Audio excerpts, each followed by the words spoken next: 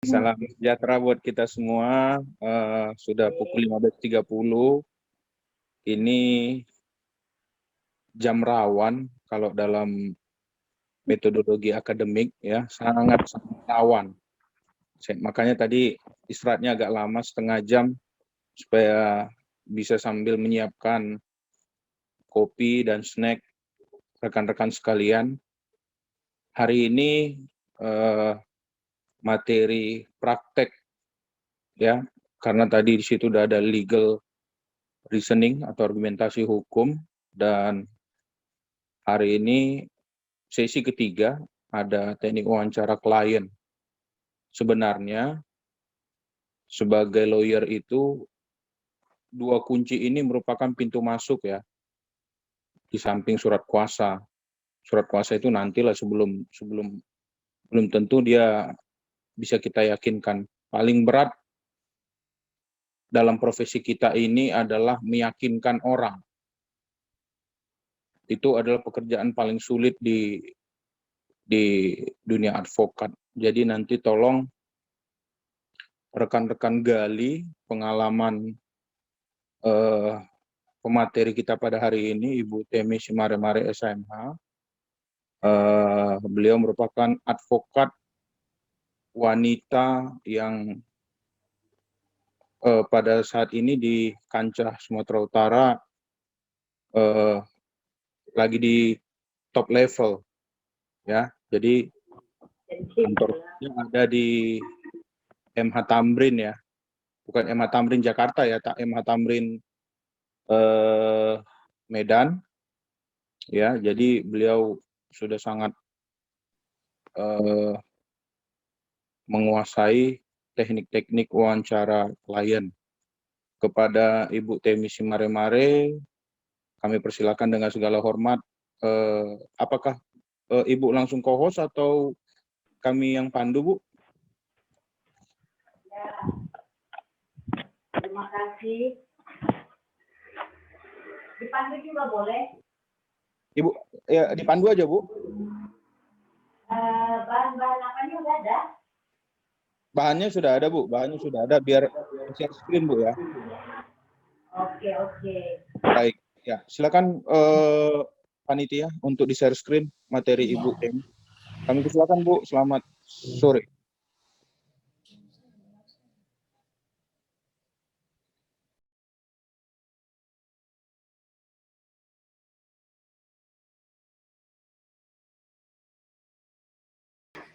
Selamat sore, salam sejahtera buat kita, bapak-bapak dan ibu-ibu semua. Di sini semua masih muda apa ada yang udah pensiunan ini? Halo, pada ngantuk kayaknya nih. Masih muda, Bu, masih muda. Masih muda tapi udah bapak-bapak, Bu. Ada juga. Ya, salam kenal buat semuanya ya. Iya, Bu, salam kenal. Ya, situasi corona sekarang sangat memprihatinkan ya. Kita jaga kesehatan semuanya ya. Halo, selamat sore, kedengaran? Nah, kedengeran, Bu. Udah jelas, Bu, udah jelas. Jelas ya? Oke. Gimana kabarnya sore ini? Baik, Bu. Baik, Bu. Alhamdulillah baik, Bu. Amin. Berapa orang ini kita pesertanya? Ramai kita ini? Baru 9, Bu. Tadi sekitaran ada 16 orang, Bu. Oh, baru 9 yang ini yang ikut. Yang baru aktif sekarang ini 9, Bu. Tadi 16. Tadi 16, Bu. Yang aktif sekarang 9. Istirahat ya. Oh, ini belum hadir semua kita ya. Gimana nih? Kita tinggal apa gimana nih? Lanjut? Mungkin Dikabarin di grup aja dulu, Bu. 2 menit dulu, Bu. Lanjut aja ya. Nah. Nanti kasihan nanti pemateri berikutnya ya. Oke. Perkenalkan, nama saya Temi Simaremare. Saya seorang advokat dan juga mediator. Beralamat di Jalan Tamrin nomor 151. Saya kebetulan juga wakil sekretaris dari DPC Pradi Medan. Udah ada yang tahu kantor kita yang di DPC Pradi Medan? Udah, Ada Bu. Udah. Udah ada yang jalan-jalan nih. Dekat Darussalam ya, Bu. Oh, waktu daftarnya. Gimana kesannya gedung kita itu? Oh, dekat. Senang kan? Dan Ya, jadi itu karena kalian juga sudah PKPA-nya di Pradi kita, ya. Jadi itu gedung kita bersama ya. Jadi itu milik kita bersama. Jadi kalau kita bapak-bapak atau ibu-ibu berkunjung ke DPC Pradi Medan Jalan Serokan 39 itu, anggaplah itu rumah sendiri juga. Jadi banggalah kita memiliki gedung tersebut ya, bapak-bapak, ibu-ibu. Oke. Ada yang mau ditanyakan mengenai profil saya sebelum kita ke materinya? Kalau ada yang mau bertanya, silakan bertanya.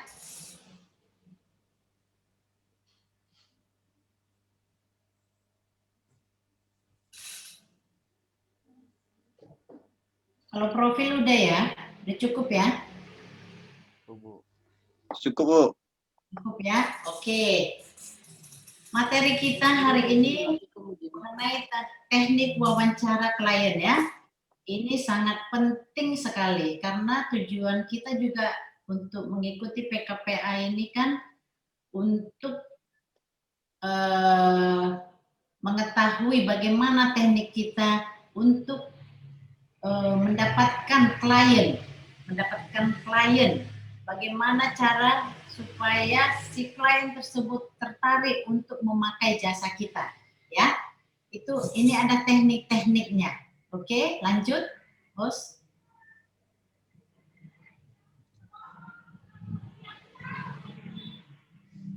Materi kita hari ini mengenai teknik wawancara klien. Perhatikan ini gayanya. Memang ya diharapkan style dari seorang lawyer itu ya begini ya, stylenya. Lihat pakaian ini kita buat gaya barat ya. Keren ya. Jadi diharapkan juga penampilannya menarik.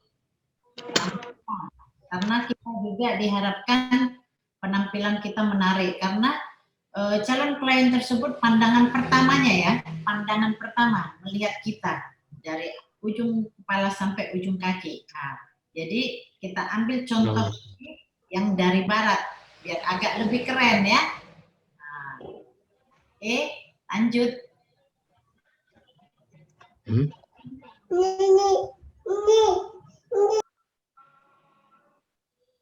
Oke, pengantar. Kita lanjut ya.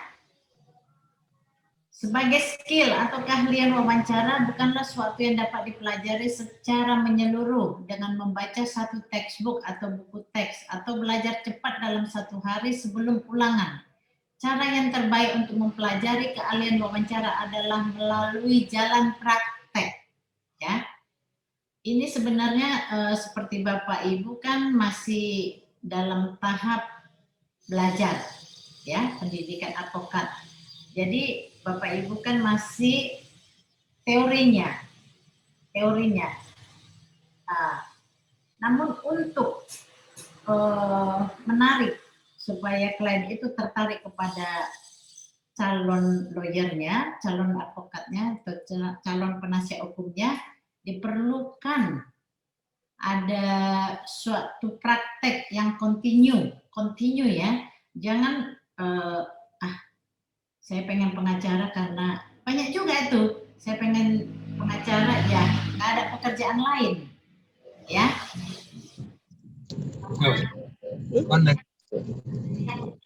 Misalnya dia tes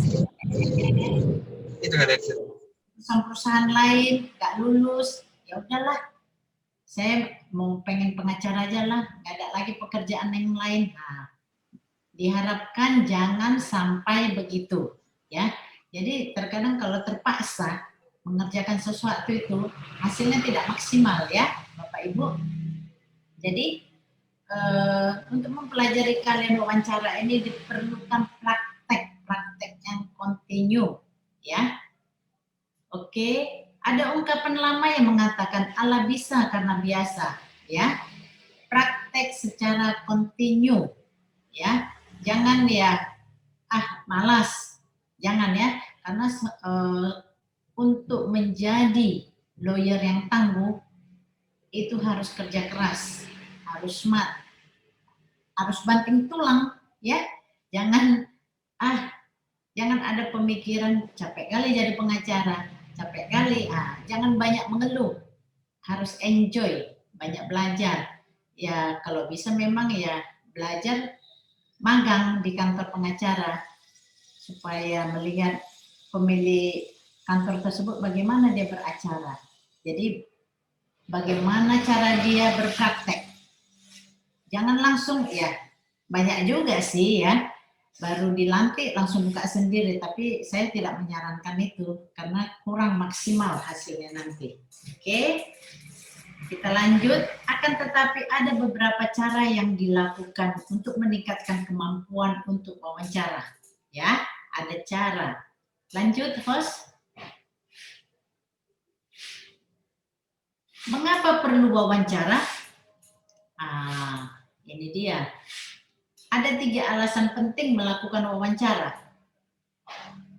Yang pertama, agar klien dapat memberitahu advokat tentang masalah hukumnya dan mendapat advice hukum. Nah, ini 2 pihak ini ya, klien dan advokat. Si klien memberikan atau memberitahukan masalahnya kepada si advokat tentang masalah hukumnya, dan si advokat memberikan advice hukum. Jadi ini ada 2 pihak ya, si calon klien dan si advokat. Oke. Yang kedua, agar advokat mendapat informasi yang relevan dari kliennya mengenai kasusnya, sehingga advokat dapat memberi penilaian atas posisi hukum klien. Ya, agar dapat memberi informasi yang relevan dari kliennya mengenai kasusnya. Ya, jadi si advokat ini harus benar-benar mendengar dan menyimak apa dan mengenai apa masalah dari si kliennya. Jangan dia bercabang-cabang otaknya, si klien lagi bercurhat, ini memikirkan yang lain-lain gitu. Jangan ya. Si advokat ini harus fokus apabila si calon klien ini bercurhat, mengutarakan masalahnya. Oke, itu makanya perlu wawancara. Yang ketiga, agar advokat dapat atau memberi advice kepada klien tentang upaya hukum yang tepat yang akan dilakukan. Terkadang si calon klien ini mau itu to the point. Bapak, Ibu, pengacara, ini perkara kita ini bisa menang nggak ini? Bisa menang nggak? Terkadang suka mendesak gitu ya. Jadi seorang advokat itu harus dapat memberikan advice dan meyakinkan si calon klien. Namun jangan pernah mengatakan, oh ini perkara ini gampang ini, pasti menang ini. Jangan pernah seorang advokat menyatakan statement begitu ya. Itu sangat menjerat diri sendiri. Ya, di lapangan kita nggak tahu. Dan si calon klien ini atau nanti kalau sudah menjadi klien dia belum tentu juga ya, bukti-bukti atau berkas-berkas yang dia berikan kepada kita tidak mencukupi dan tidak mendukung untuk persidangan. Jadi jangan pernah mengatakan perkara tersebut pasti menang. Jangan ya. Ada yang mau ditanyakan mengapa perlu wawancara? Kalau ada yang mau ditanyakan langsung nggak apa-apa. Kita santai aja. Ini materi yang sangat enjoy ya. Ini enjoy nih. Jadi ini kebanyakan cerita prakteknya bagaimana. Jadi kalau masalah praktek nanti banyak ditanyakan. Ini materi yang ada slide ini kan hanya teorinya. Nah, kita perlu juga teori ini, namun paling penting nanti prakteknya. Jadi teorinya kita baca, kalau ada nanti kira-kira menggelitik ya di hati atau di pikiran, tanya aja. Ya, pas nanti saya membaca atau slide ini ada yang bertanyakan, nggak apa-apa. Ya, lanjut ya. Oke, host, lanjut. Nah, ini dia nih, tempat, mana tadi? Tempat wawancara, ya. Kalau di slide ini, di teorinya memang sangat kaku. Terkadang teori dan praktek suka beda, ya. Namun ini tidak beda. Boleh seperti yang di teori ini, namun di tempat lain juga boleh. Jadi kita baca dulu di teorinya ya. Tempat untuk wawancara banyak ditentukan jenis jasa atau bantuan hukum yang diberikan advokat. Nah, kalau perkara pidana, langsung kita bayangkan kalau perkara pidana itu berhubungan sama polisi. Ya, polisi, jasa, itu kalau perkara pidana. Jadi perkara pidana itu tempat wawancaranya kalau secara teori bisa di rutan atau di sel polisi, ya. Namun di prakteknya, ya, namanya juga wawancara. Perkara itu bisa di wawancara tersebut di kantor pengacaranya juga boleh, atau di tempat lain sesuai dengan kesepakatan. Nah, kalau disebutkan secara teori, misalnya nanti ada ujiannya, kalau perkara pidana langsung ingat kita, ini berhubungan dengan polisi, jaksa, ya, namanya juga perkara pidana. Nah, kalau perkara perdata, bisa di kantor advokat atau kantor klien, atau juga misalnya di hotel, atau di rumah makan sambil santai ya, nggak apa-apa, sesuai kesepakatan juga. Namun sebaiknya memang ya di kantor pengacara ya, sebaiknya. Jadi kita selaku advokat harus dapat beradaptasi dengan tempat di mana wawancara diadakan. Tentu kalau bisa, ya kalau bisa, wawancara di kantor advokat yang bersangkutan. Kenapa kalau bisa dikatakan di kantor advokat yang bersangkutan? Jadi kalau kita memiliki kantor advokat sendiri, ya si calon klien otomatis dia lebih yakin, oh ini kantornya ya, gitu. Nah, jadi ada keyakinan atau kepercayaannya, ya kita tidak bisa juga yakin, ada juga oknum-oknum pengacara ya, mengaku-ngaku pengacara, ternyata tidak pengacara, mengaku-ngaku punya kantor, ternyata tidak punya kantor. Nah, itu sangat merugikan profesi kita juga. Terkadang ada oknum berbuat begitu, jadi orang-orang atau calon-calon klien ini, aduh, kalau udah berhubungan sama pengacara, pusinglah kita katanya. Jadi ya kita harapkan jangan ada lagi oknum-oknum pengacara yang berbuat begitu sehingga merusak nama kita. Oke, mengenai tempat wawancara ada yang mau ditanyakan? Bapak-bapak, ibu-ibu?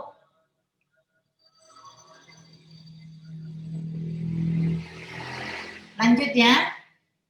Oke, host, lanjut.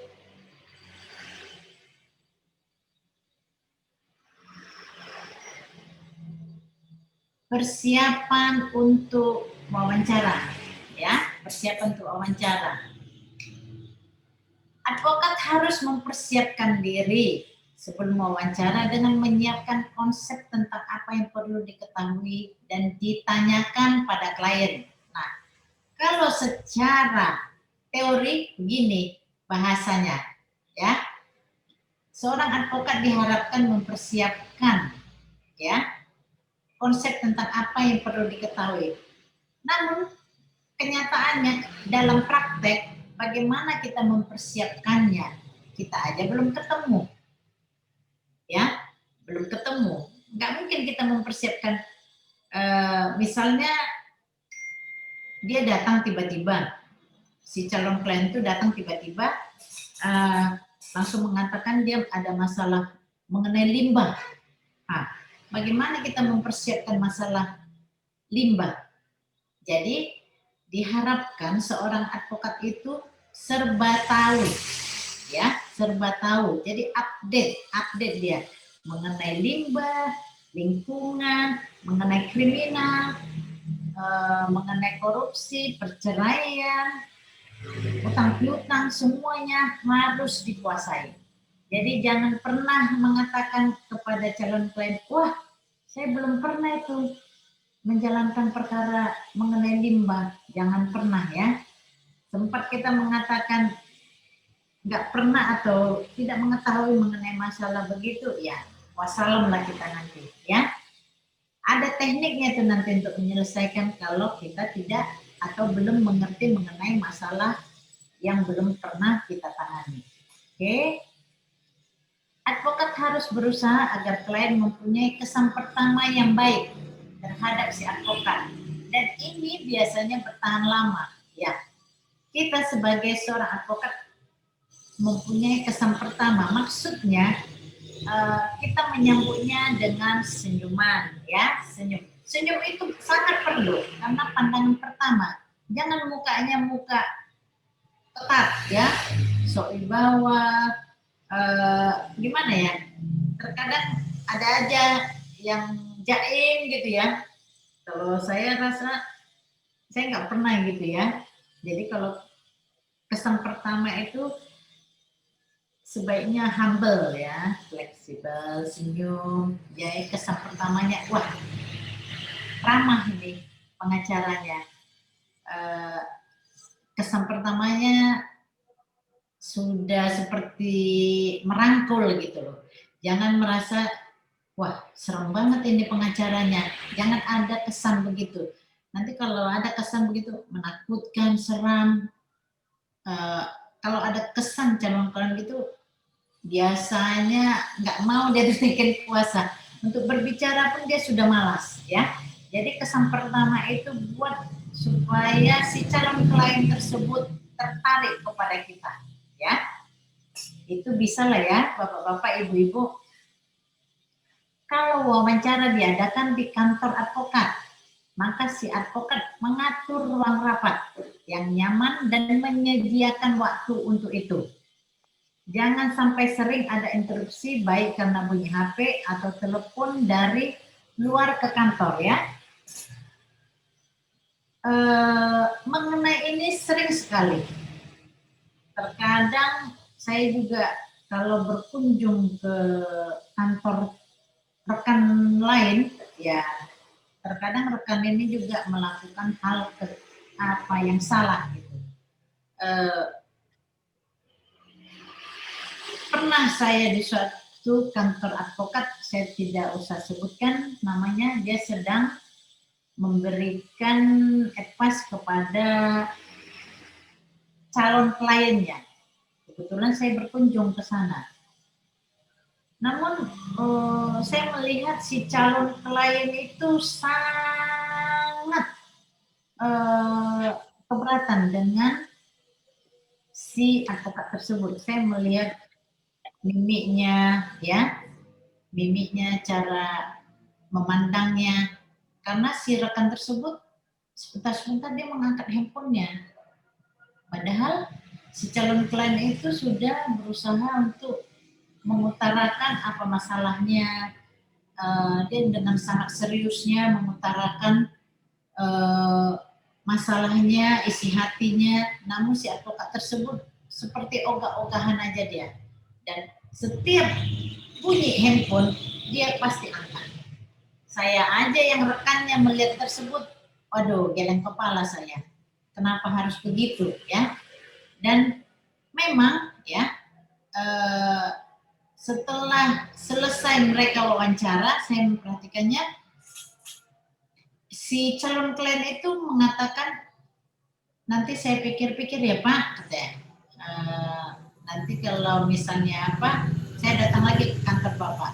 Nah, dari sana kita sudah bisa melihat berarti si calon klien itu tidak respect terhadap si advokat tersebut. Nah, sangat disayangkan ya hal tersebut. Padahal dia sudah datang ke sana, sudah capek-capek ya. Ternyata dia merasa tidak enjoy. Ngomong aja dia atau bercurhat aja dia merasa diacukan atau di nomor berapakan. Jadi kalau kita sedang wawancara dengan calon klien, kita fokus, kita pandang wajahnya, ya, kita tatap matanya, kita tunjukkan kita serius, kita berikan advice, ya, dia pun sangat senang.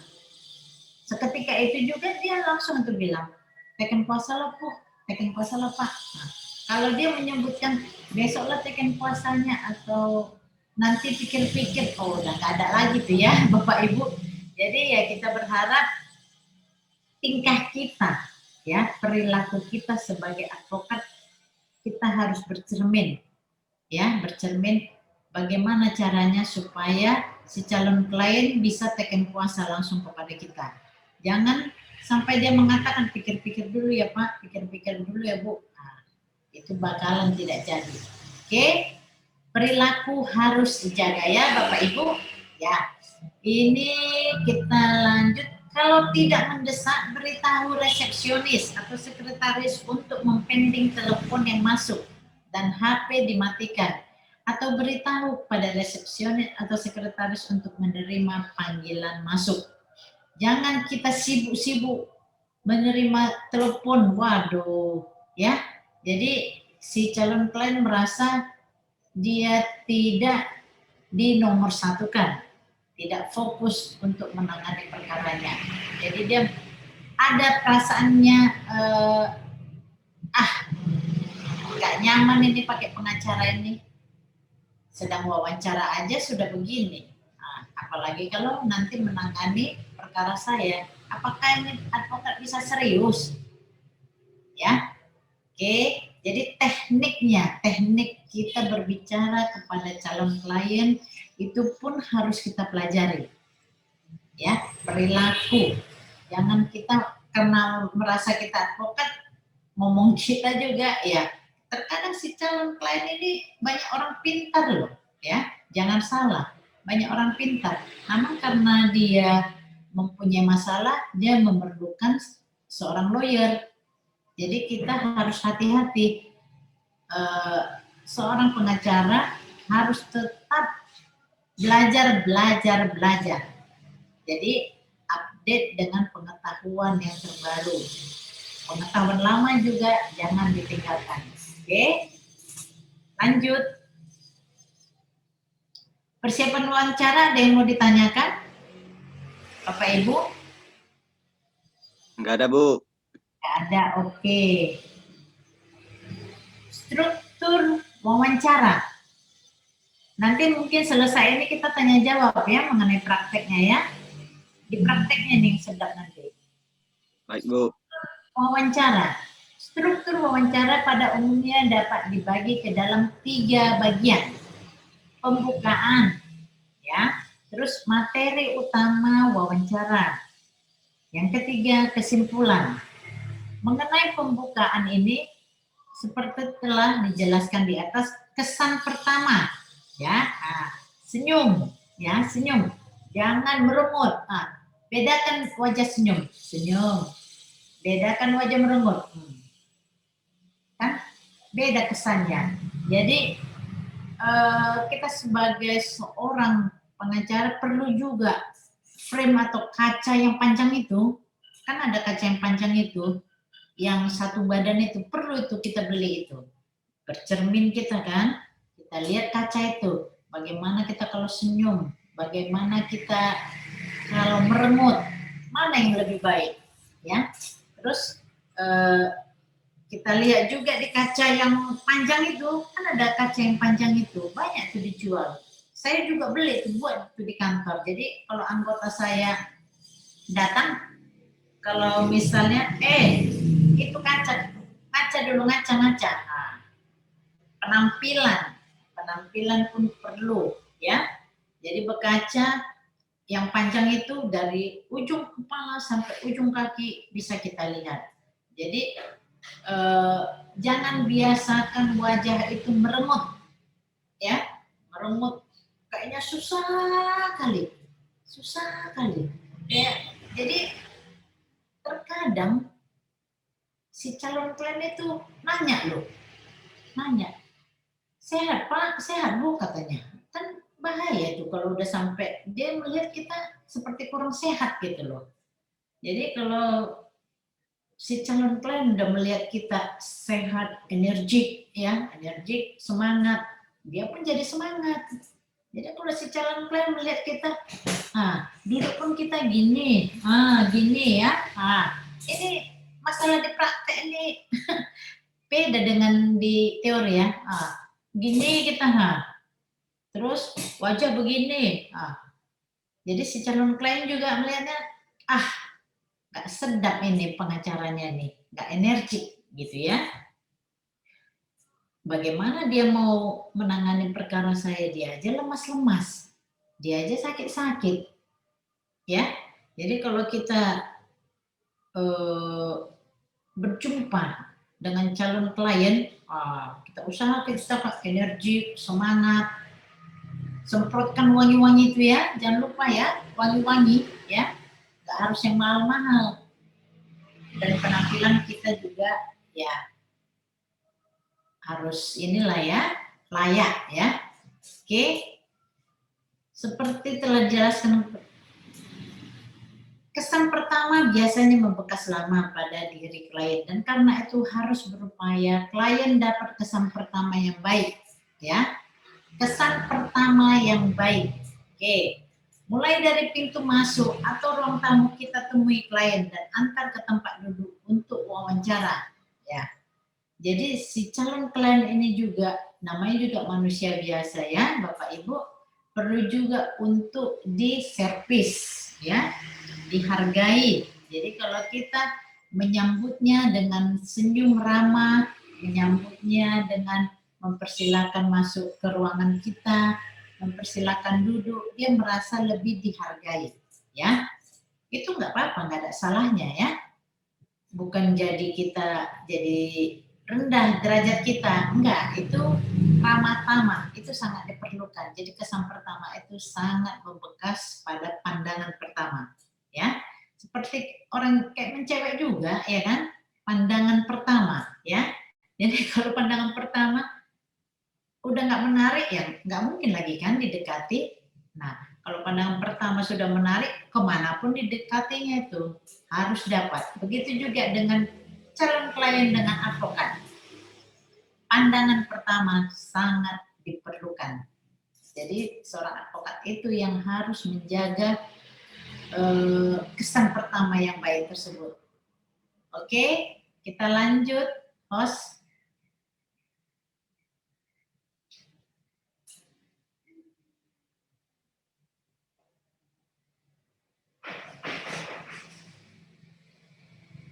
Oke, saat si calon klien tersebut sudah datang dan masuk ke dalam ruangan kita, perlu juga basa-basi lagi. Tanyakan mau minum apa. Tawarkan makanan kecil seperti kue, permen, ataunya nggak usah ya, jangan ya, karena kantor kita full AC, nggak usah ya. Terus sebaiknya kita memiliki kartu nama, cetak kartu nama ya. Kartu nama ini pun berikan kesan yang menarik juga. Kesan yang menarik. Saya juga selalu buat di meja saya, meja kantor saya buat di situ kartu nama. Jadi sebelum berbicara atau berkomunikasi dengan si calon klien, kita memberikan kartu nama kita dan memberikan, cara memberikan kartu nama itu pun ada caranya, ya, ada tekniknya. Bukan sembarang kita memberikan kartu nama, kita ambil kartu kita serahkan begini, enggak, jangan, ya. Itu ada caranya. Kita ambil kartu nama kita, ya, kita serahkan begini. Nah, 2 tangan ya. 2 tangan. Jadi kesannya sopan. Ya. Sopan. Jadi jangan kita ambil lah, kita kasihkan begini. Nah, gitu. Oh. Itu ada ciri-ciri kesan. Kalau kita memberikannya secara sopan, dia juga terkesan ya. Dia merasa lebih dihargai. Wah, ini, dan kita pun sebagai advokat lebih elegan kalau kita teknik atau body language kita berbuat seperti itu.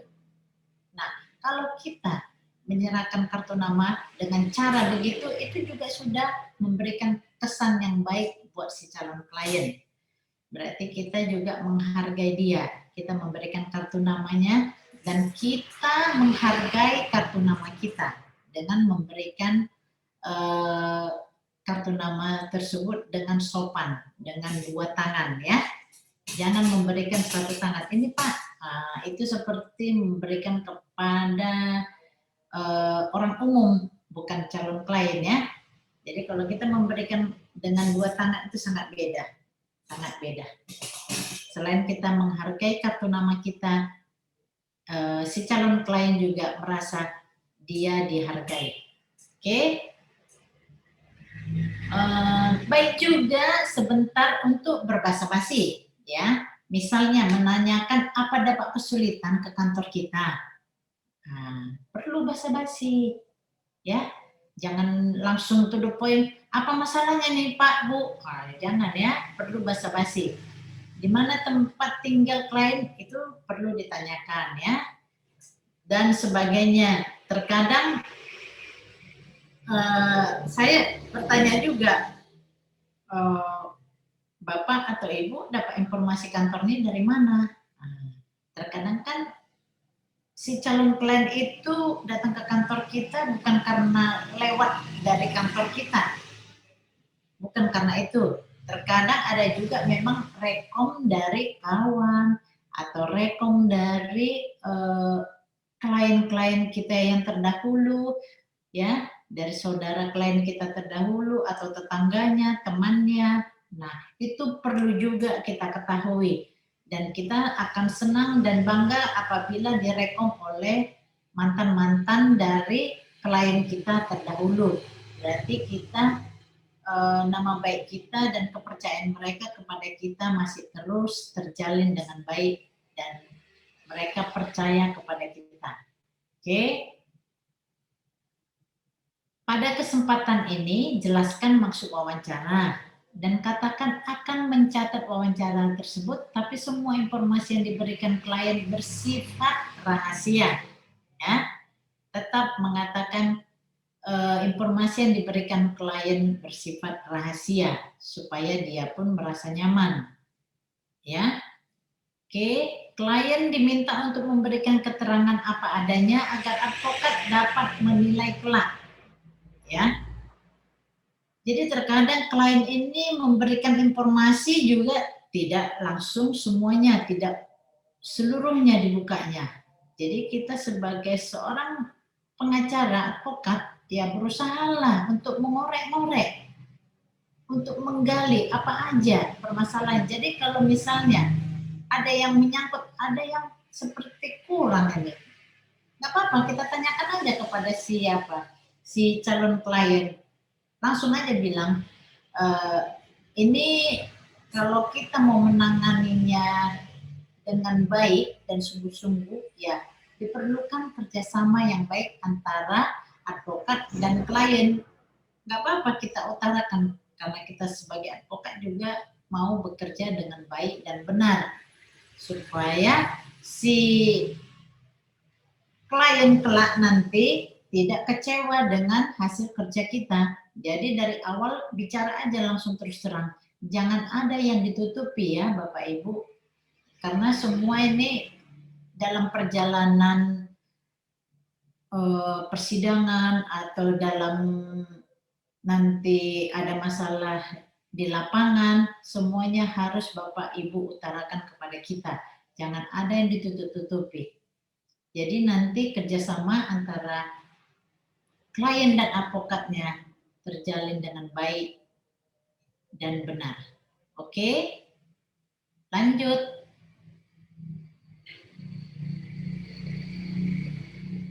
Nah, ini pertanyaan dari klien.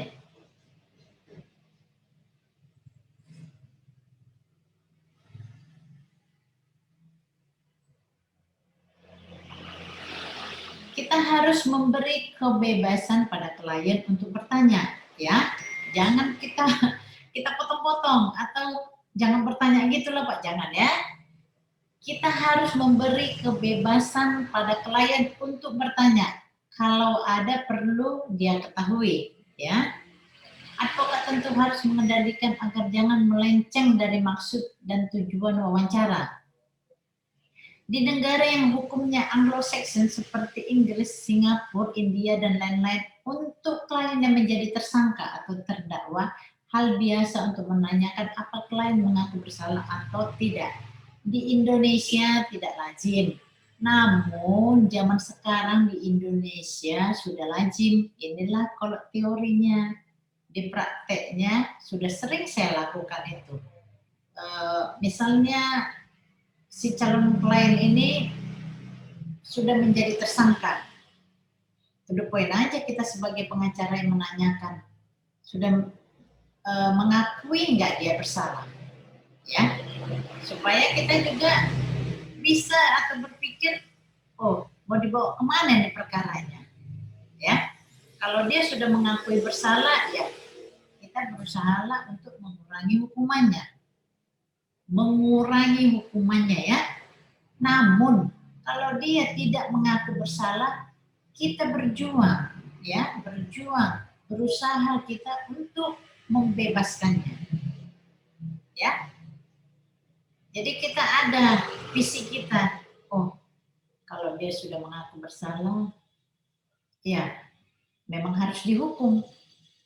Jadi kita jangan sebagai seorang advokat, jangan langsung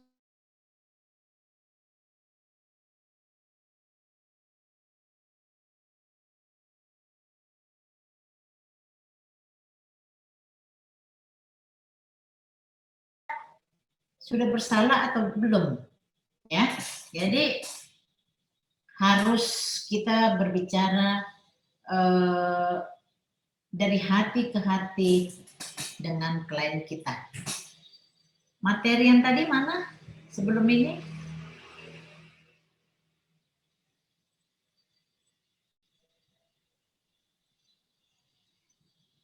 Ya, oke. Jadi di dalam praktek sekarang sudah lazim menanyakan klien atau Bapak Ibu mengaku bersalah atau tidak bersalah ya. Gak usah segan-segan, lebih bagus dari awalnya pahit-pahit. Buat apa kita manis-manis, kita mengatakan atau menjanjikan, wah ini nanti pasti keluar Bapak Ibu, Bapak nggak bersalah ini, kita pula yang menentukan. Ya, jangan pernah gitu. Apalagi kalau mengenai perkara pidana, itu sangat riskan ya. Sangat riskan karena itu langsung menyangkut ke tubuh kita, ke diri si klien. Itu kan masuk penjara atau tidak masuk penjara ya. Jadi itu terkadang kan harkat dan martabatnya juga. Jadi jangan pernah seorang advokat mengatakan pasti bisa bebas, pasti bisa keluar dari penjara. Jangan pernah ya. Jadi dari awal tanya pahit-pahit ke si calon klien, sudah mengaku bersalah atau tidak. Ya. Dan kita harus pintar menggali. Kalau dia mengaku bersalah, kita lihat berkas-berkasnya, kita lihat kronologisnya. Kenapa dia mengaku bersalah? Namun apabila dia tidak mengaku bersalah, ini kita perlu kerja keras untuk membebaskannya. Ya, tapi jangan salah, jangan kita yang berjuang sekali ternyata ada yang ditutupinya. Nah, itu kita harus pintar-pintar menggali semua informasi dari si klien atau juga dari saudaranya atau pasangannya ya. Oke, identitas klien. Sebelum masuk materi wawancara, advokat menanya dan mencatat identitas klien, nama, pekerjaan, alamat rumah, kantor, nomor telepon rumah dan kantor, dan HP. Ini secara administrasi aja nih ya. Oke, lanjut. Materi utama wawancara. Melalui wawancara ini, advokat ingin mendapat informasi tentang masalah hukum klien secara kronologis. Ya, ini sangat diperlukan. Dan kalau kita sebagai seorang advokat, apabila kita sudah mendapatkan kronologisnya, nah, udah gampang kita bekerja, ya. Makanya kalau kita seorang lawyer, biasakan meminta kronologis dari si klien, ya. Karena kalau nanti dia sudah membuat kronologis dan kita sudah membuat misalnya gugatannya ya, kita buat sesuai dengan kronologis yang diberikannya. Ternyata di dalam perjalanan seiring sejalan dia bilang, wah bukan begitu yang saya mau. Nah, padahal dia sudah buat kronologis ya. Nah, kronologis itu bisa menjadi pegangan kita. Makanya biasakan kronologisnya juga dia menandatangani atau dia memberikan paraf di kronologis tersebut supaya nanti siapa tahu seiring sejalan perkaranya ini, oh bukan begitu maksud saya, ada aja itu yang klien yang begitu. Ya mudah-mudahan tidak pernah sama kita ya, jauh-jauhlah yang klien yang begitu. Namun kita sebagai seorang advokat tetap menjaga, menjembatani untuk keselamatan diri kita. Segala sesuatunya harus dipersiapkan supaya kita juga aman ya. Jadi sistematis dan akurat. Karena itu advokat harus mengendalikan wawancara dan bertanya dan berbicara dengan bahasa yang mudah dimengerti klien ya. Nah, dengan bahasa yang mudah dimengerti klien, saya juga kadang-kadang menerapkan ini. Kalau klien kita seperti saya lah, misalnya klien saya orang Batak, saya berusaha untuk berbahasa Batak, berusaha saya. Jadi kesannya dia pun senang kalau dia berbicara bahasa Batak. Kebetulan saya juga mengerti. Dan saya menyambutnya dengan bahasa Batak, terkadang itu lebih melancarkan ya. Jadi dia pun merasa, wah ini bisa nih dia bicara atau mengerti dia dengan bahasa Batak ya. Nah, terkadang kebetulan kantor saya di Jalan Tamrin. Nah, kadang-kadang klien saya ini yang Cina ini dia udah tahu saya itu nggak bisa bahasa Cina. Namun ya kadang-kadang nyelutuk aja kita si gitu ya. Terus kamsia, padahal itu aja yang kita tahu. Namun dia udah senang dia mendengar gitu. Dia merasa ada yang ini dihargai sukunya ya. Padahal untuk berbicara untuk selanjutnya nggak mungkin lagi kita nyambung. Namun karena kita tahu ini Chinese ini bahasa Hokkien nih, nyelutuk aja dikit-dikit tapi pas dia timingnya pas apa yang kita celutukin. Dan kadang-kadang itu membuat chemistry yang sangat dalam karena dia bisa jadi tertawa dia kalau kita menyambutnya dengan bahasa mereka. Jadi ada rasa senang dia. Oke, itu mengenai masalah bahasa ya. Teknik bertanya. Ada beberapa variasi dalam mengajukan pertanyaan, yaitu yes atau no question, close question, open questions. Lanjut host.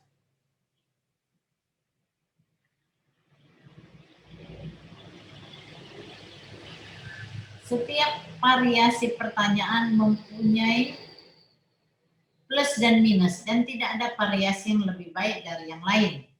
Jadi tergantung keadaan atau info yang dibutuhkan advokat. Dan karena itu pertanyaan disesuaikan dengan hal-hal tersebut. Dalam bertanya, advokat harus mengajukan pertanyaan satu persatu secara singkat dan jelas dan mendengar jawaban dengan penuh perhatian ya atas masing-masing pertanyaan tersebut. Penuh perhatian, jangan sibuk menerima handphone ini tadi ya. Halo, jangan ya. Fokus kita, fokus. Dia bertanya, kita pandang wajahnya, kita pandang matanya, ya. Jadi kita memberikan kesan kita serius menanggapi semua curahan hatinya dan pertanyaannya bisa kita jawab dengan baik dan benar. Kita tidak perlu menyusun satu persatu pertanyaan karena bisa tidak menguntungkan dan mencapai sasaran. Cukuplah kita membuat catatan semacam pointers, ya. Oke, lanjut. Nah, ini teknik mendengar. Ya. Advokat harus memberi perhatian penuh pada jawaban atau keterangan klien atau memberi tanggapan yang tepat. Ya, ini teknik mendengar. Kalau klien merasa si advokat tidak memperhatikan jawaban atau penjelasannya, hal itu bisa membuat klien hilang kepercayaannya pada advokat yang bersangkutan. Ya. Maka dari awal saya mengatakan perhatian si advokat. Pandang wajahnya, pandang matanya, ya. Fokus. Jangan sibuk sana, sibuk sini. Nggak usah, nggak perlu yang begitu. Kita fokus dengan orang yang bercurhat kepada kita, orang yang sedang menjelaskan masalahnya. Kita fokus kepadanya. Jangan bercabang-cabang pikiran, bercabang-cabang otak ya. Nggak usah, nggak perlu itu. Ada beberapa variasi dalam mendengar, yaitu passive listening, responsive listening, active listening. Seperti halnya variasi bertanya, dalam kaitan mendengar tidak ada variasi mendengar yang mana yang terbaik. Ya, nggak ada itu. Responsif bagus juga, ya langsung ya. Aktif juga bisa, pasif bisa juga. Ya siapa tahu dia lagi, kita diam, ya dia mungkin lagi bercurhatnya sambil menangis, ya kita pasif aja lah mendengar ya. Seperti halnya variasi bertanya dalam kaitan mendengar, tidak ada variasi mendengar yang mana yang terbaik karena semua tergantung keadaan dan style dari advokat yang bersangkutan. Ya, kita melihat situasi yang mana yang paling cocok untuk kita lakukan. Oke, kesimpulan dulu. Kesimpulan, ya. 1. Advokat sebaiknya menyampaikan kesimpulan dari hasil wawancara. Ya. Menyampaikan kesimpulan dari hasil wawancara. Yang kedua, advice hukum biasanya ditanyakan klien, misalnya bagaimana posisi hukumnya, atau apa langkah atau upaya yang akan diambil. Kalau masih ada data atau informasi yang perlu kita dapat, kita bisa mengatakan pada klien, advice hukum yang dapat diberikan masih bersifat sementara. Ya. Atau nanti advice hukum diberikan setelah data dan info lengkap didapat. Terkadang, ini dia, ya. Advice itu pun ya harus pandai-pandai juga kita sebagai advokat untuk memberikannya. Jangan nanti semuanya dikasih kali, ya kan? Dicarinya nanti pengacara yang lebih murah dari kita. Terkadang ada juga ini calon-calon klien yang nakal ini, ya kan? Udah didapatnya ilmu dari kita, semua kita berikan ilmu padanya, ya.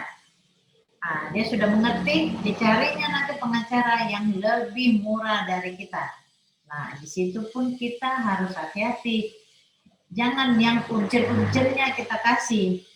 Kulit-kulitnya aja dulu kasih, tapi yakinkan dia kita bisa membantunya untuk menangani perkara tersebut. Ya, Harus pintar-pintar kalau di lapangan ya. Dan 3, dalam mengakhiri wawancara advokat harus menutupnya dengan ramah. Nah, ini kembali lagi dengan ramah, dengan senyum yang berkesan ya.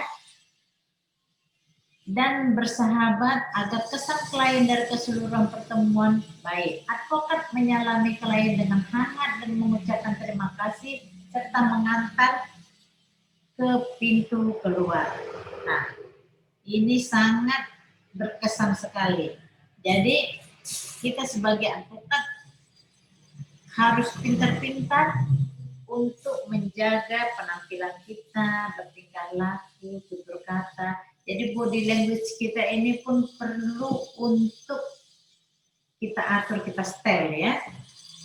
Jadi terkadang memang kesan pertama itu yang membuat kita atau diri kita itu untuk dihargai orang lain juga.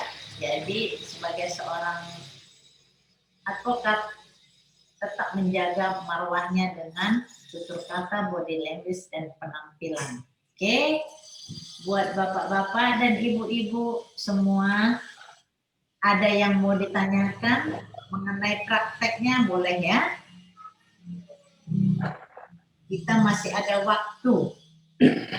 Ini kalau prakteknya ini biasanya lebih seru ini. Ya. Oke. Saya mau melihat ini semuanya, host. Coba tampilkan dulu, host. Ini slide-nya udah siap ini. Saya mau lihat dulu nih wajah-wajah calon pengacara ini. Ini ganteng-ganteng ini. Ya atuh loh, baru. Iya. Ya. Host, ini apakan dulu, host? Apa kita ini slide-nya? Supaya kita ini dulu. Oke.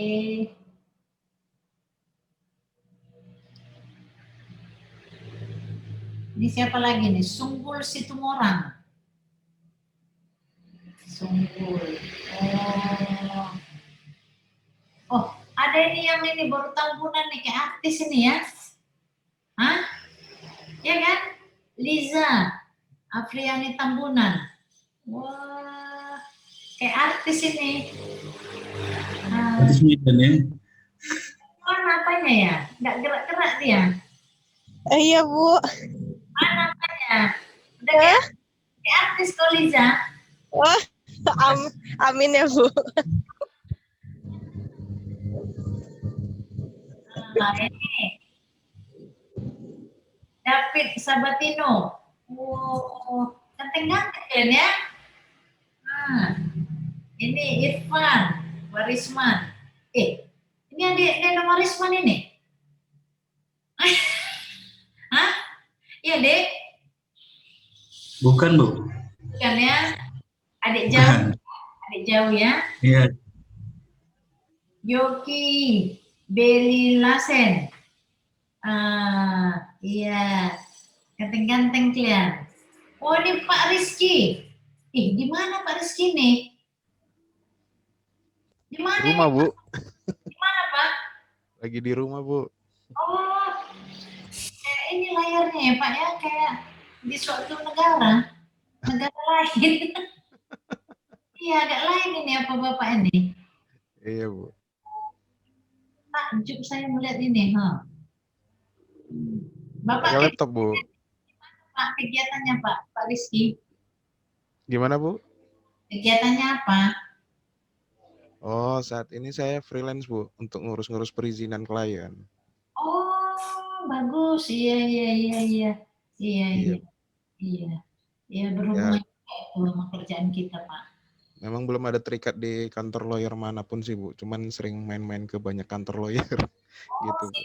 Domisili di mana, Pak Rizky? Di Medan, Bu. Medan, iya. Bu. Ya, nanti kapan-kapan saya main ke kantor Ibu juga lah. Ya, main-main, Pak. Silakan, Pak. Siap, Ya, Bu. Pak. Jalan Tamrin dekat kuburan, jangan takut ya, Pak. Oh iya, Bu. Datangnya jangan malam-malam, ngeri nanti, Pak, ya. Iyalah, Bu. Udah tutup juga kantor malam ya kan, Bu. Iya, Pak. Ini Sunggul Situmorang. Di mana nih Sunggul? Di rumah, Bu. Oh, di rumah. Motor apanya, backgroundnya apa ini?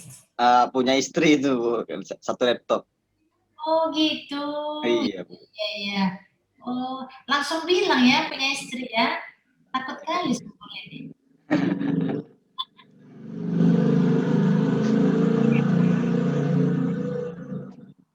Yanta. Yanta. Yanta di mana nih Yanta? Di Medan. Di rumah, Bu, di Medan. Oh, iya, iya. Ini Medan semua ya? Iya, Bu. Tidak Bu, ada yang di Pematang Siantar. Kantor, ya. Enggak, Bu, ada yang di Kepri, Bu. Kupri. Yogi. Siapa di situ? Siap, Bu. Oh, iya. Iya, iya. Inilah hebatnya kalau apa yang kalian ada juga membantu ya kan, yang jauh-jauh bisa ya, bisa kita satu Zoom. Wah, dari Kepri, dari Siantar. Nah, ini Monica. Monica. Monica di mana, Medan? Monica. Iya Bu, di Medan Bu. Medan. Oh, apa kegiatan Monica? Kerja Bu. Kerja di mana? Di grupnya Wilmar Bu. Di mana? Di grupnya Wilmar Bu, di Center Point Bu. Oh, yang Center Point. Iya, iya. Udah aman, Iya Bu. Center Point? Udah aman? Udah Bu, udah Bu. Oh, iya, iya, iya. Udah senyum lah Pak Wali kita ya, udah aman ya? Iya. Iya, iya, iya. Oke, semua udah kusapa, tapi belum semua nih ya. Mungkin ada kegiatan lain atau kena, tapi kita Zoom-nya ya. Nggak mungkin alasan PPKM ya. Mungkin alasannya ngantuk atau tidur ini. Kalau alasan PPKM ini kan Zoom-nya kita, ya. Tapi si Liza ini lah mana nih? Hanya foto foto studionya dikasihnya nih. Iya Bu, lagi di jalan Bu soalnya. Apa Liza? Gak apa-apa. Pelan. Gak apa-apa. Apa? Ini si David ini senyum menunggu apamu? Pertemuan. Oh. Ya kan? Karena teknik wawancara itu harus supel gitu loh. Ya. Iya. Karena kita nggak boleh yang tegang-tegang kali, wajah mengkerut ya, wajah seram, nggak perlu itu. Klien takut yang kayak gitu, nanti nggak ada tekan kuasa kalau yang kayak gitu ya. Ya. Terus kata orang tua suka murhing, tahu murhing? Enggak murhing. Tapi kan ada Bu yang muka seram tapi hati Hello Kitty. Iya, tapi itu setelah berbicara ya kan baru ketahuan. Nah, kesan pertamanya kurang baik juga, ya kan? Makanya kalau yang Hello Kitty itu hati-hati loh.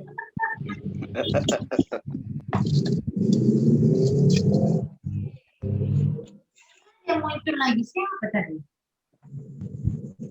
Oh, dia. Mana dia tadi? Si Putri udah menghilang ya. Kenapa kawan di Oke. Kalau ada pertanyaan, silakan bertanya. Bagaimana prakteknya ya? Karena di praktek ini pun tidak gampang ya. Itu perlu pengalaman yang sangat lama. Karena memang kalau mau jadi pengacara itu memang ya saya harus mengatakan dan terus terang mengatakan itu seleksi alam. Ya, seleksi alam. Jadi di angkatan saya dulu ada yang sekali lagi saya dulu 350 orang. Ya, bayangkan. 350 orang. Namun yang eksis sampai sekarang ini kira-kira hanya 30 orang. Itu pun 30 orang itu pun bisa dikatakan tidak begitu beruntung ya. Ya, bisa saya mengatakan tidak begitu beruntung ya. Kadang-kadang ya kita melihat ya ada yang biasa-biasa aja ya. Ada yang punya klien, ada yang nggak punya klien ya. Makanya yang saya lihat memang harus kerja keras dan niat dan minat yang tinggi untuk menjadi pengacara. Ya, jangan setengah-setengah. Jangan jadi tempat pelarian.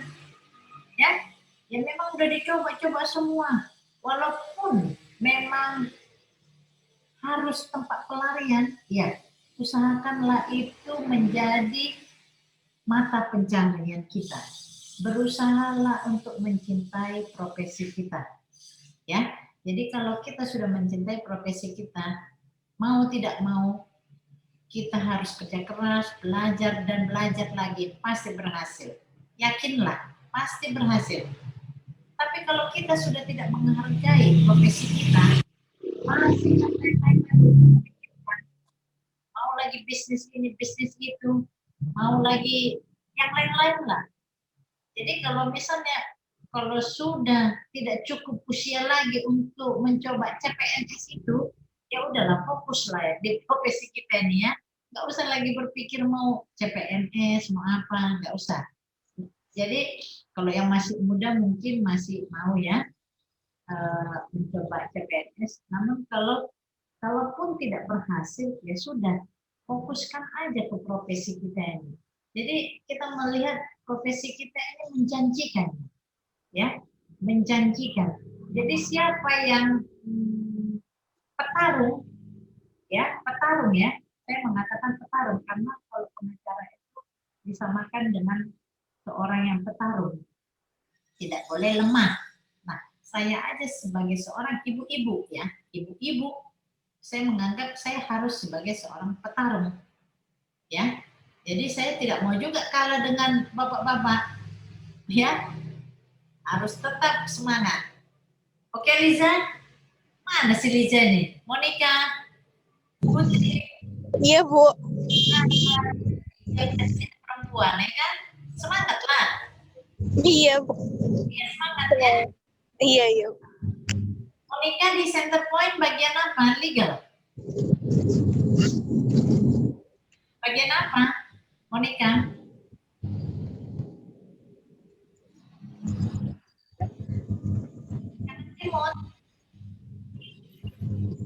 Iya, Bu. Nah, Monica sebagai apa di center point? Di legalnya, Bu. Apa? Di legalnya, Bu. Legal. Iya, Bu. Tapi kan enggak, masih grupnya dari Wilmar, Bu. Kantornya aja yang di center point, bukan orang center point-nya. Oh, bukan ya? Oh, iya, iya. Iya, iya. Oke lah, semangat ya, Monica. Iya, Bu. Oke, ini si Liza ini di jalan katanya. Kita lihat dia nih. Mana si Putri nih? Oh, ini si Liza. Oh, memang cantik si Liza ini, lihatlah. Mana si Benito tadi?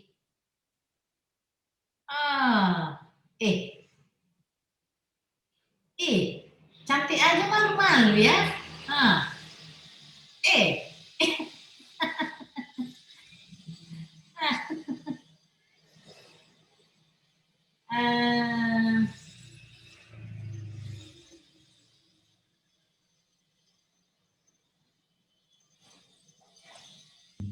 Iya, Bu. Iya, iya. Memang cantik ya Liza ya. Amin. Amin. Makasih, Bu. Iya. Mana si David ini? Si David tadi pengen kali lihat si Liza. Udah hilang dia. Si David inilah. Liza di Medan, Liza? Iya, Bu. Di Medan. Si David Lisa. Kenapa, Bu? David di Siantar. Oh, David di sini. Oh, selamat ya, David. Cowoknya bawa mobil tuh, Bu. Iya. Hati-hati Lisa. Oke. Ada yang bertanya mengenai teknik wawancara dengan klien? Kalau ada mau bertanya, silakan bertanya. Ya Bu, ada mau tanya sedikit ini Bu. Banyak pun nggak apa-apa. Karena waktunya terbatas. Jadi Apa ya tuh? ya, tadi beberapa materi yang Ibu sampaikan itu sangat luar biasa. Pertama yang belum saya dengarkan triknya dari hasil wawancara ini, masalah untuk masuk bagian ke biaya profesional. Biasanya kalau kita ketemu, tadi kan belum Ibu sampaikan triknya. Nah, ini bagaimana cara masuk kita untuk akhir-akhir untuk mau terteken kuasa. Jadi bagaimanalah eksperimen kita untuk menyampaikan ke klien kita supaya senang dengan kita, gitu aja Bu. Langsung mau ke hepengnya nih ya.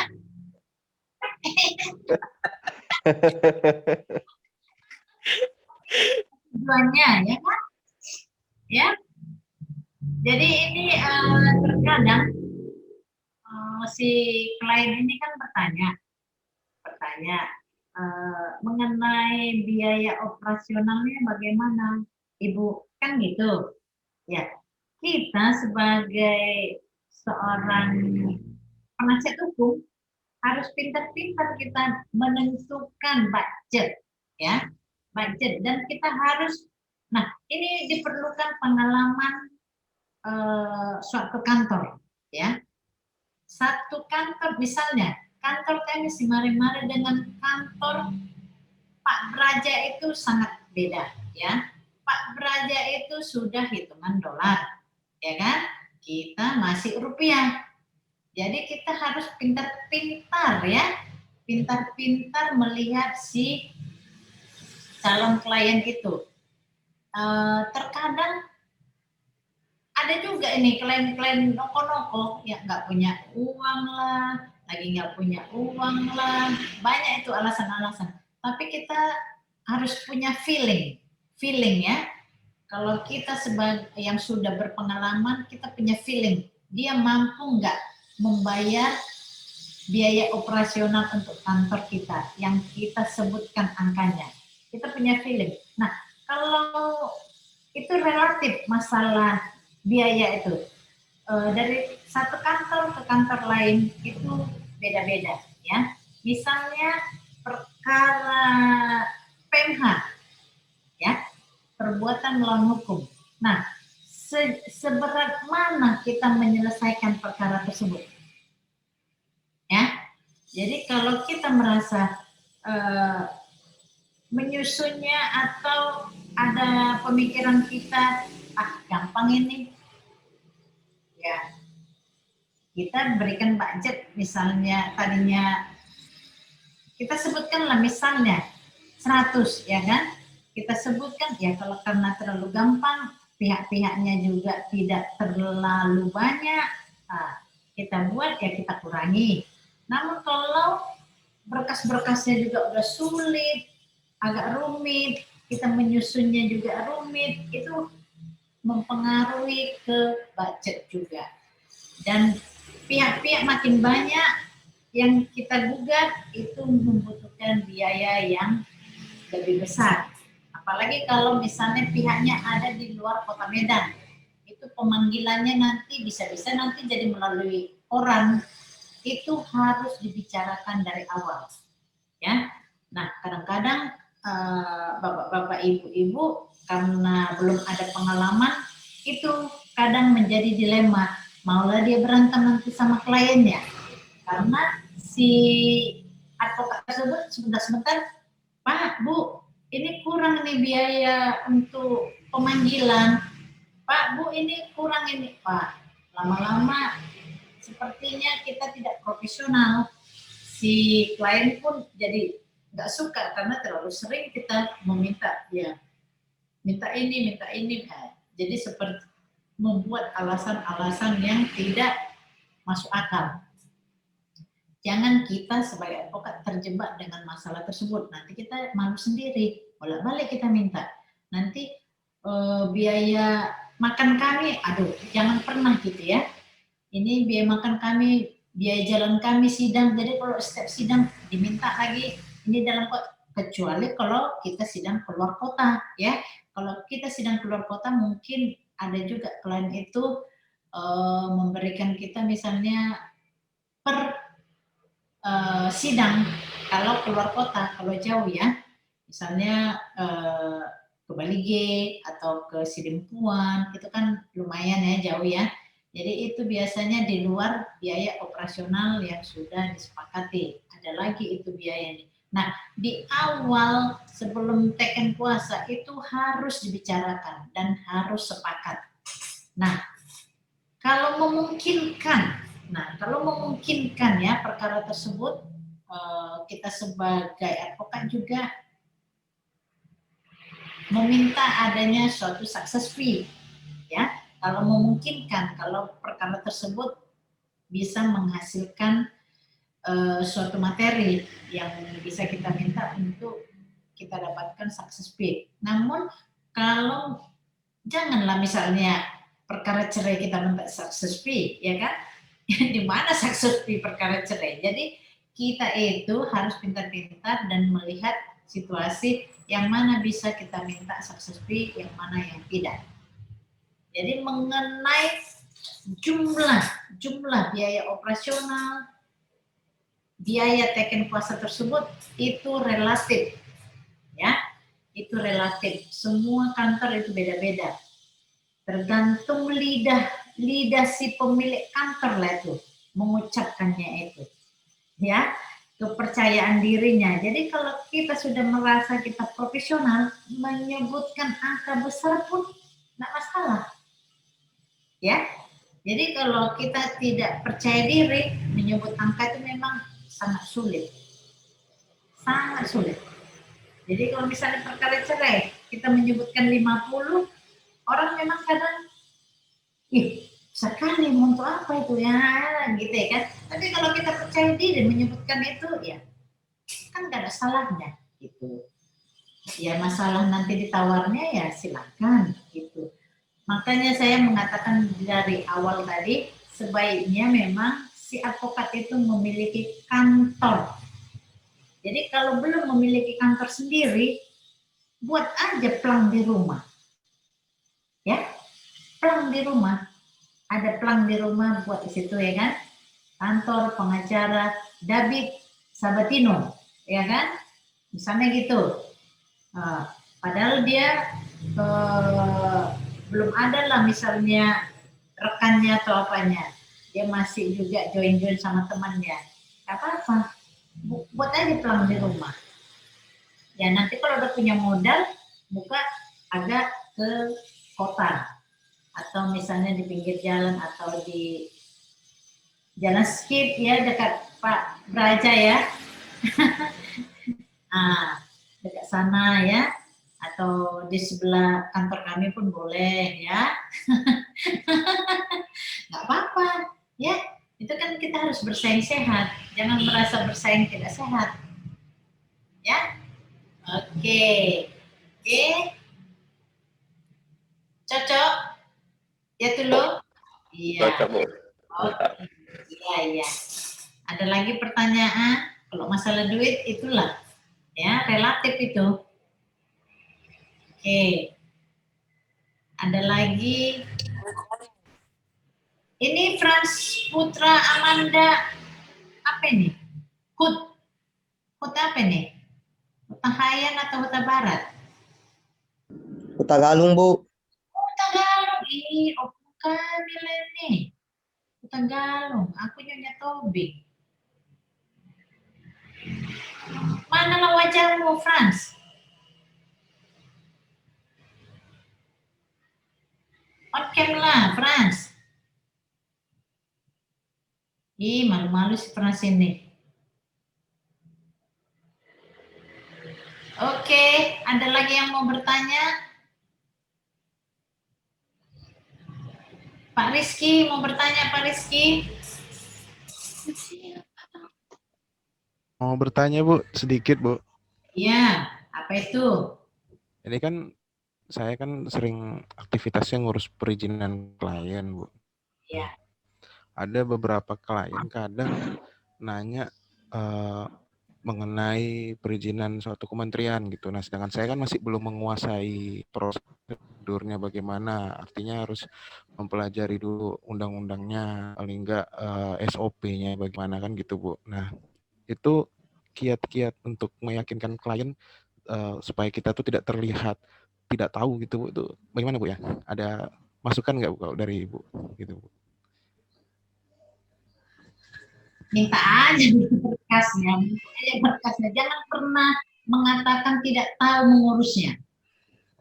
Ya, Pak Rizky, minta apanya? Berkasnya. Ya. Oh iya, saya pelajari dulu berkasnya nih Pak, gitu. Jangan pernah mengatakan, oh saya nggak tahu ini ngurus ini. Jangan, nanti jadi hilang hepeng Pak Rizky. Iya Bu. Sekarang cari hepeng kan agak sulit Pak Rizky. Iya betul Bu. Jadi kita harus pintar-pintar menjawabnya. Menjawabnya gitu. Minta dulu berkasnya Pak. Harus percaya diri lah Pak, ya kan? Harus percaya diri. Mengucapkan itu loh. Minta berkasnya Pak, biar saya pelajari, ya kan? Nanti diam-diam tanya lah ke bagian perizinan mana, ya kan? Iya. Lembaga mana? Terus misalnya ke BPN izin kemana gitu ya kan? Iya. Mau membuat IMB apa gimana? Tanya ke ahlinya sana. Pokoknya Pak Rizky harus dapat dulu berkasnya. Nah, itu teknik untuk meyakinkan calon klien. Ya, jangan pernah garuk-garuk gini Pak Rizky. Aduh, suntuk ya kan? Iya. Kalau sempat Pak Rizky udah begini gaya Pak Rizky, nggak mau dia minta tolong sama Pak Rizky. Yakinlah Pak Rizky. Iya. Jadi mimik kita ini, body language kita ini, ya kan? Udah saya bilang tadi, beli kaca yang satu tubuh itu, kan ada yang bisa melihat dari ujung kepala ke ujung kaki, ya kan? Berkaca di situ. Berkaca, tanya, kita cakap-cakap aja kita di depan kaca itu, ya kan? Meyakinkan nggak? Pokoknya kita jangan pernah mengeluh. Jangan pernah gaya tadi Pak, jangan pernah kayak udah siap, nggak mau dia pakai Pak Rizky. Jadi percaya diri kita itu, cara bicara kita itu harus kita latih.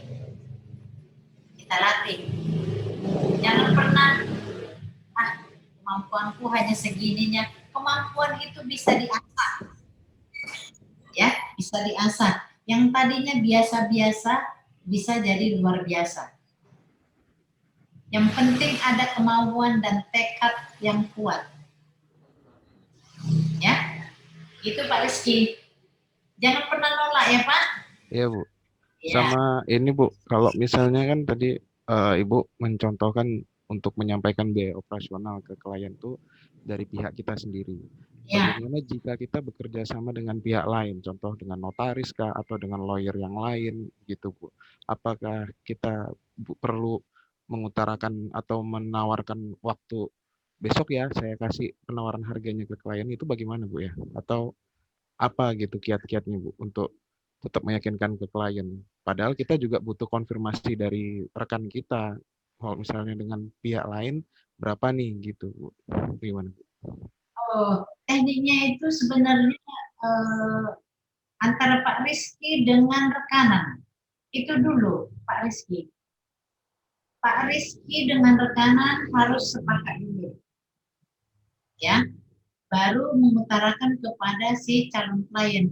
Karena kalau Pak Rizky belum sepakat dengan rekanan Bapak, belum cocok harganya, tapi Bapak sudah utarakan ke si calon klien, nanti rekanan Bapak nggak setuju pula dengan harga yang Bapak sebutkan. Ya kan?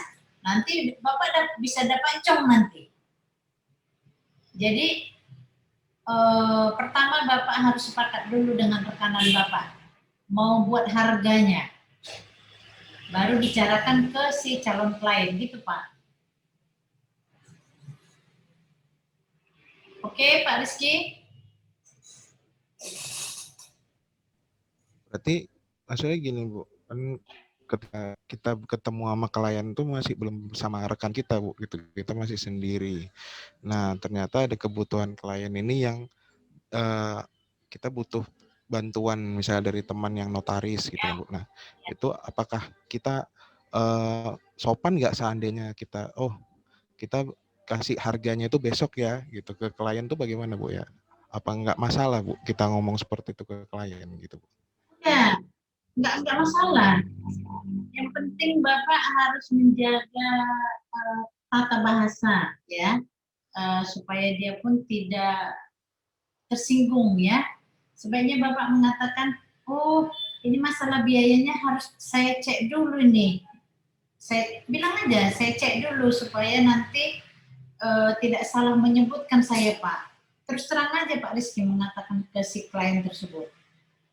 Karena nanti saya bilang misalnya hari ini 100, nggak taunya Pak, harga sekarang tahulah Pak. Pintar-pintaran Pak Rizky, ini PPKN ini Pak, ya kan pintar-pintaran.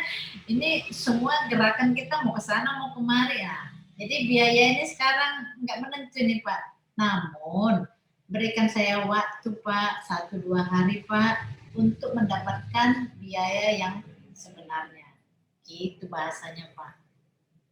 Jangan Bapak langsung bilang harganya, nggak taunya 2 kali pada yang Pak Rizky sebutkan. Jadi cong kan, nanti kalau misalnya Bapak mau merubah angka tersebut, Pak ternyata segini. Nah, kesan ke Pak Rizky nanti secara klien jadi tidak baik. Mengenai angka pun harus hati-hati. Gitu Pak Rizky. Ya. Terima kasih Bu. Iya Pak, ya.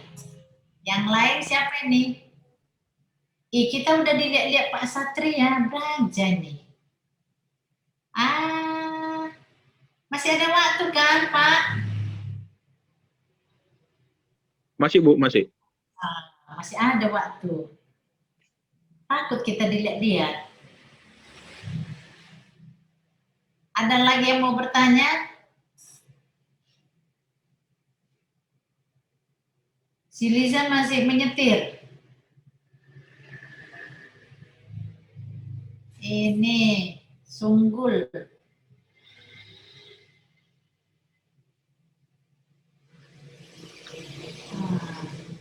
Yoki. Ini si Putri mana nih? Kok jadi hilang lah dia nih si Putri nih? Iya Ibu. Mana?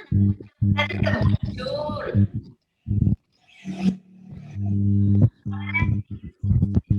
Sambil masak dia tuh. Enggak. Ini Putri. Bu.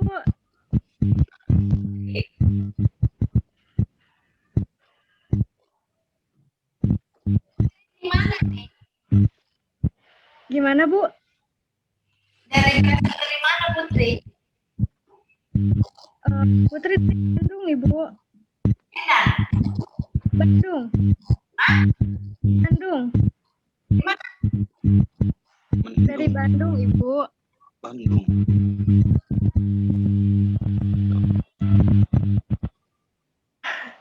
Dari Bandung katanya. Bandung Bu, Bandung. Bandung. Teteh. Teteh. Panggilannya Teteh ya, Teteh ya. Halo, halo Bandung. Nggak pakai eng ya.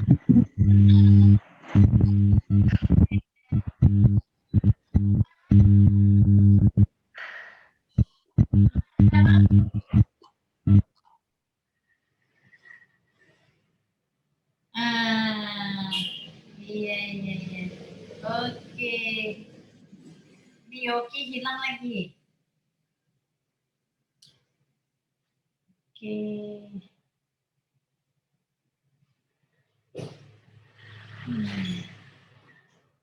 Kalau bisa on cam biar foto kita.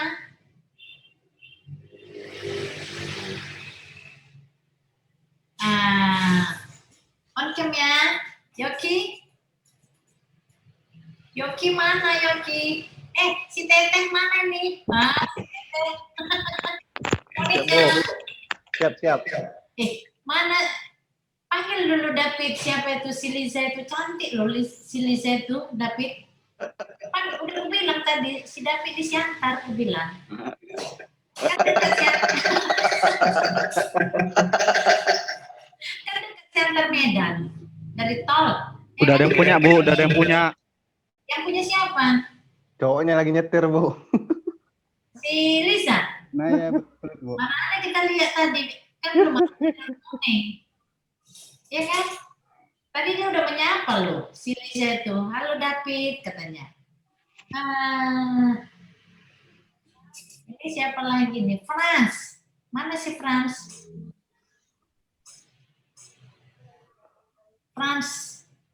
Belum tahu kita wajah si Frans kan?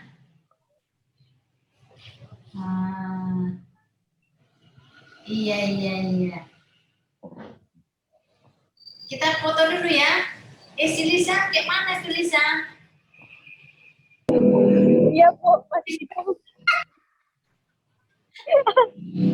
Lisa. Iya, Bu ya. Lihat David, betul-betul David.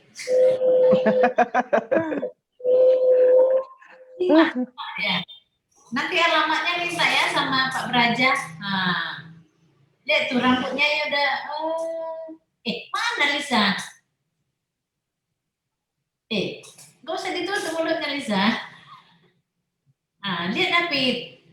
Fokus kayak calon lain itu fokus. Gak usah ditutup. Rambutnya ya udah cantik kan David? Lihat lah. Baru tambunan. Mana wajahnya? Setengah aja dikasihnya si Lisa ini.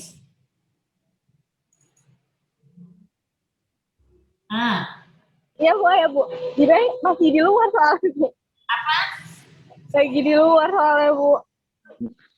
Enggak, mau difoto soalnya, mau di-capture Mbak Lisa. Oh, iya. Oke. Di-capture ya. Makanya semua buka kamera. Saya Oke, buka Mbak. kamera, Pak. Iya, itu dia. Jangan takut, Mbak.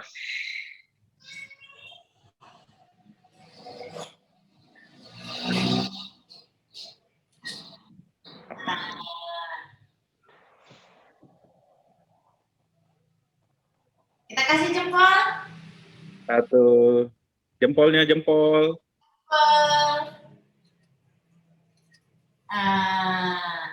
Cantik kan David si Lisa? Dikirim di grup ya, Bu. Iya. Nanti ku kirim ke Pak Braja ya. Oke, Bu. Iya. Oke. Ada lagi yang mau bertanya? Ini waktunya. Masih ada dikit lagi. Ada lagi yang mau bertanya? Ini yang dari Bandung ini, wis. Inilah enaknya kalau ini Zoom ini ya. Ada yang dari Bandung, ada yang dari Kepri, ada Siantar, jauh-jauh. Iya. Ini Teh Putri ada yang mau ditanya, Teh?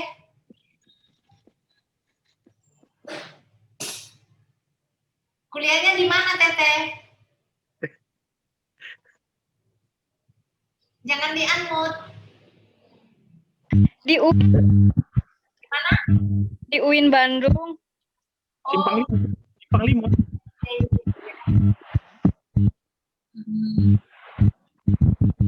Oh, di UIN Bandung. UIN Bandung, Bu. Saya pikir tadi Simpang 5, Wisu saya tahu. Iya, Bu.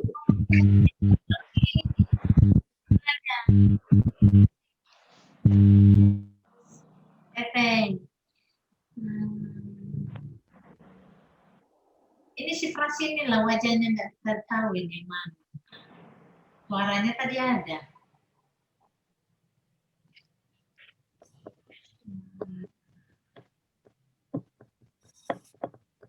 Oke, siapa lagi yang mau bertanya?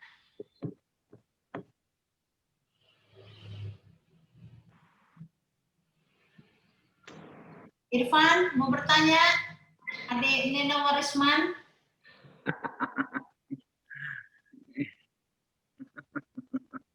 Nggak dengar siapa? Si Irfan.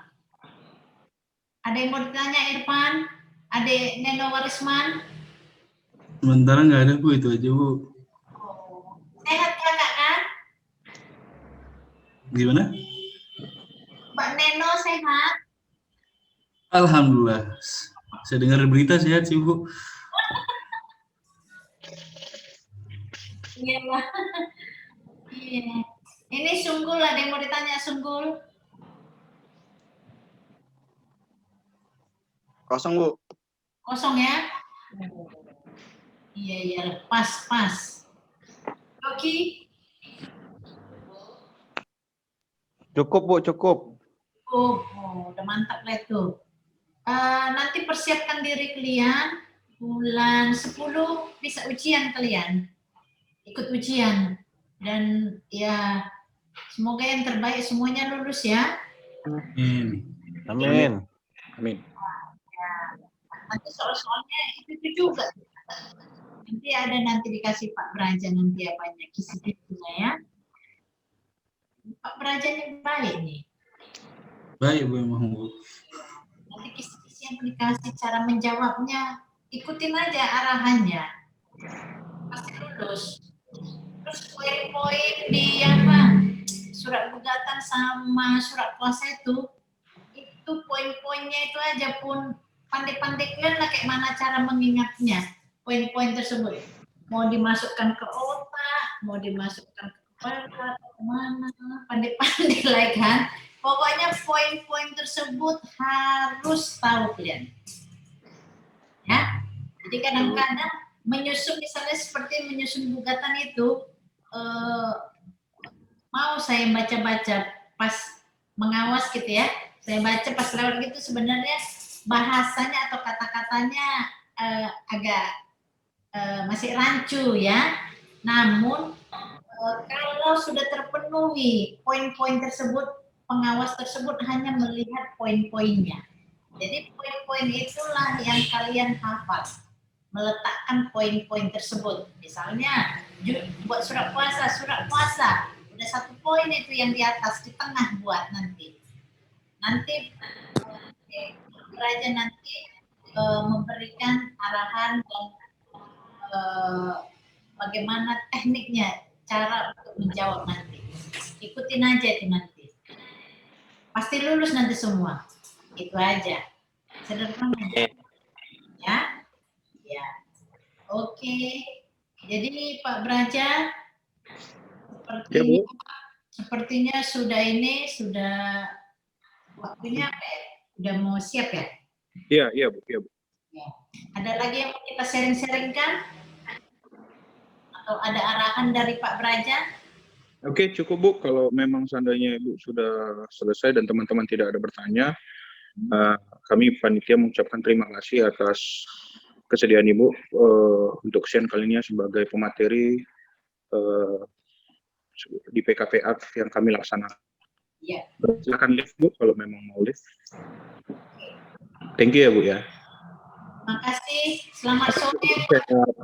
Selamat sore Bu ya. Terima kasih Bu. Selamat sore Bu. Nggak ada yang mau minta nomor telepon, nama, alamat kantor beliau? Oh, nomor Boleh Bu. 081. Bentar ya Bu. Ya. Udah Bu. Oke.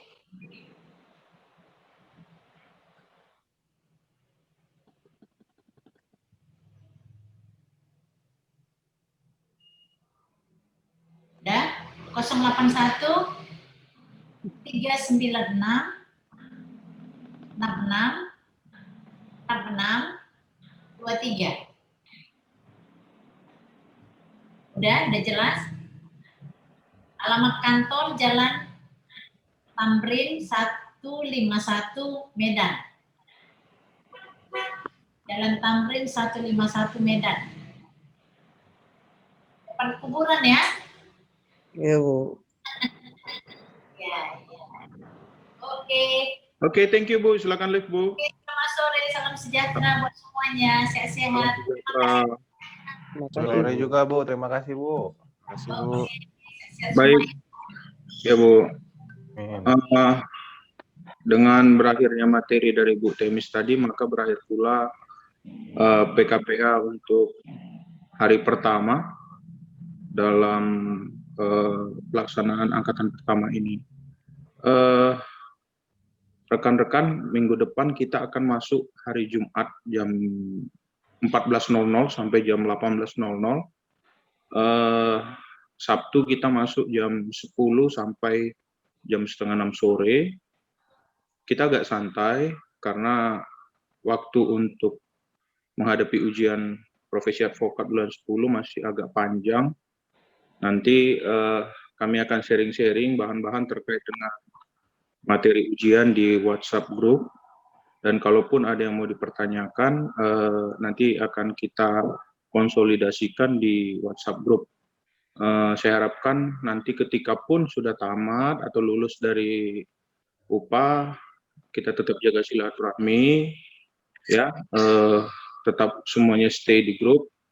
Karena di handphone saya pribadi aja, karena saya udah menghandle hampir 35 angkatan ya, PKPA, udah banyak grup di handphone saya, tapi saya tetap tidak mau left dari grup karena saya tahu dari situ pintu rezeki kita. Pintu rezeki kita dari situ, tetap jalin silaturahmi, tetap jalin komunikasi, supaya pintu rezeki tetap terbuka lebar untuk kita. Ada yang mau dipertanyakan, Bapak Ibu? Tidak ada ya. Supaya kita lebih akrab, bisa kita saling follow media sosial, ya, baik di Facebook maupun Instagram. Kalau Instagram ada hstc.idn, bisa di follow, nanti kita akan fallback. Kalau untuk saya pribadi, sesuai dengan nama saya yang ada di layar, Satria Braja Arianja, nanti kita bisa saling follow, bisa saling fallback, supaya nanti kita bisa enak interaksinya terkait dengan perkembangan dunia hukum, ya. Sekaligus kita jualan di sana. Kita beruntung sekarang kita dimediasi, kita difasilitasi dengan media sosial, sehingga kita harus bisa memanfaatkan yang namanya media sosial tersebut untuk menjual jasa kita, kantor kita, supaya lebih maju ke depannya. Akhir kata, apabila tidak ada pertanyaan, kami dari panitia mengucapkan terima kasih dan mohon maaf apabila ada hal-hal atau kendala teknis yang kurang berkenan bagi Bapak Ibu sekalian pada hari ini. Kita akhiri, selamat malam minggu, salam sehat, tetap semangat. Selamat sore. Sore, Sore, Bang. Sore Pak.